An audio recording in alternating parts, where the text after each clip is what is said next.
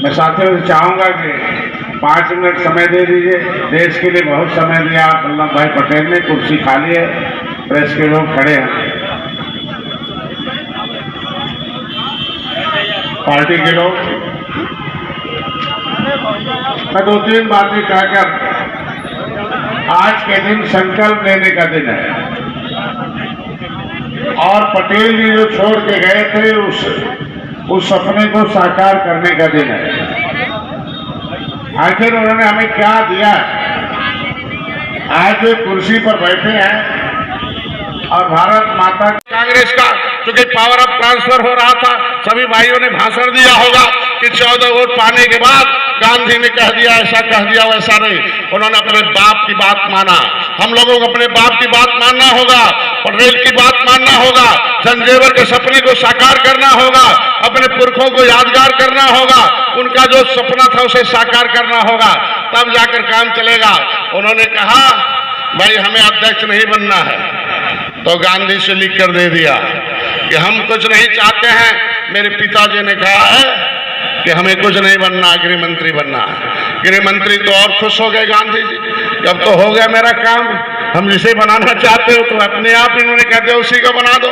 जो 1 वोट पाने वाला प्रधानमंत्री 14 वोट पाने वाला देश के लिए गृह मंत्री क्यों बना था? क्योंकि वो 12 अक्टूबर 1871 का जो क्रिमिनल कांड घोषित किया था स्टीफन नामक सांसद ने ब्रिटिश पार्लियामेंट में, अभी उस काली कोठरी को देखने के लिए मैं 2 महीने पहले गया था, उसको खत्म करना था। जब गृह मंत्री बने तो जेलों में गए, वो पूछे भाई क्या बात है? उन्होंने कहा मैं अपनी जाति के नाथ बंद हूं। अरे क्यों बंद हो भाई जेल में?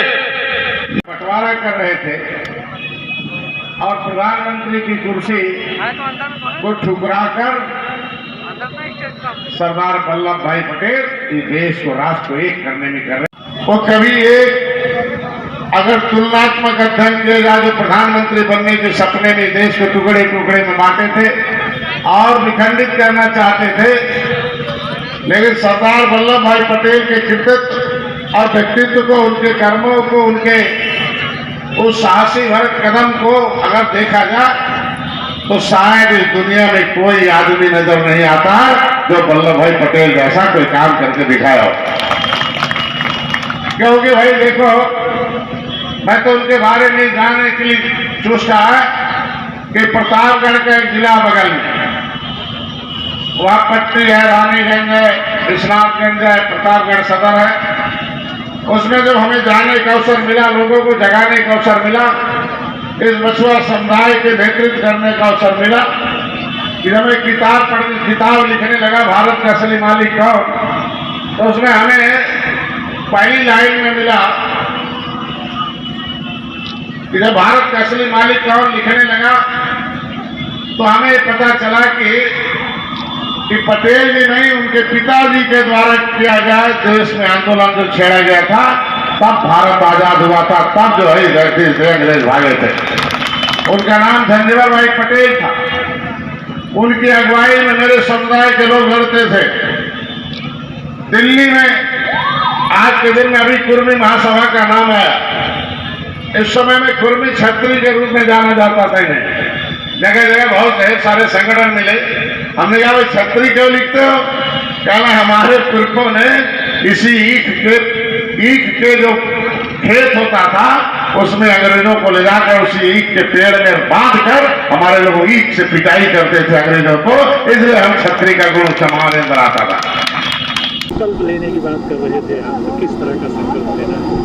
अखंड भारत का जो संकल्प था, अखंड भारत के साथ साथ उनका और भी संकल्प था कि देश को आज़ाद कराने वाली जो जातियां हैं, 578 जातियां जिनके ऊपर क्रिमिनल कास्ट घोषित किया था अंग्रेजों ने, उनकी दीनहीन दशा, उन्होंने criminal tribes act inquiry committee, तथा समय इंक्वायरी कमेटी 1949-50 बनाई थी।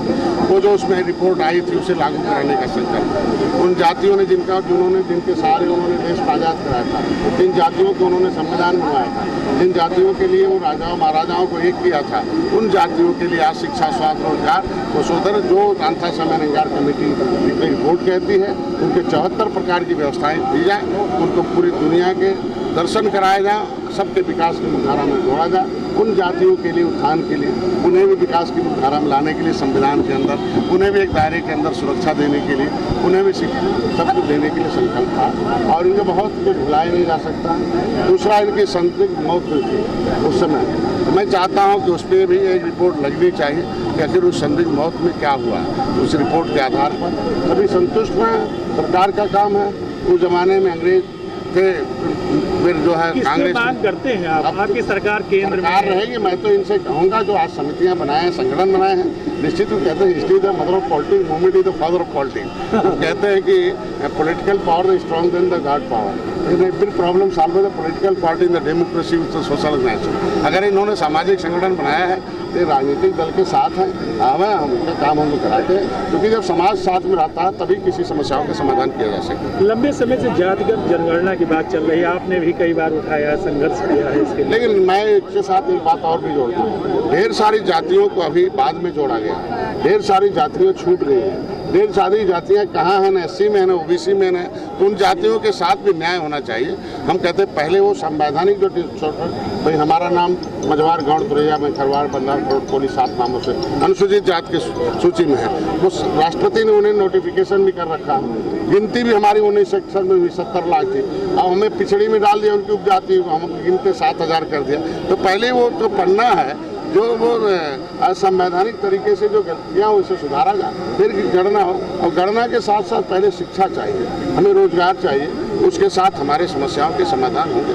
निश्चित रूप से समय आएगा, सब हो रहा है और जो जो कहती भारतीय जनता पार्टी करती है। मंच पर एक मांग उठी, पोटास का सब्सिडी जो है पोटास की कम कर दी गई है, डीएपी की वृद्धि की बात निश्चित रूप से आज मांग की गई है और जब भी कैबिनेट बैठेगी मैं महाराज जी से रखूंगा अपनी कैबिनेट में कि किसानों की मांग है और उनकी समस्याओं की हुई है। लेकिन यहाँ पे समाज सेवी स्टैचू लगा रहे हैं, प्रशासनिक तरफ से कोई इस तरह की कार्रवाई नहीं देखिए, किसी को कुछ रोका नहीं जाता, सभी भावनाएं हैं सबकी, सभी समाज संगठनों से सरकार करती, समय समय पर जैसा होता है सरकार एक सिस्टम से काम करती है, तो सिस्टम में सभी महापुरुषों का सम्मान करते हुए काम कर रही है। आपने देखा होगा कितना भारतीय संस्कृति, इस देश को आज़ाद कराने वाले राष्ट्रीय आज़ादी का अमृत महोत्सव, जिस तरीके से इस देश को आज़ाद कराने वाले जितने भी हमारे शहीद थे, उनको जो सम्मान हमारी सरकार ने दिया है, 70 साल से शायद नहीं मिला होगा, तो सभी मिलेगा उस समय। जो सरकारी परिसर हैं वहाँ पर सरकार नहीं ध्यान दे रही है, जो रिनोवेशन हो रहा है निजी संस्थाएं कर रही हैं, इसकी बात हो रही है। सुल्तानपुर में ऐसा हो रहा है, ऐसा है, जब संज्ञान में मामला आया तो निश्चित रूप से उस पर हम लोग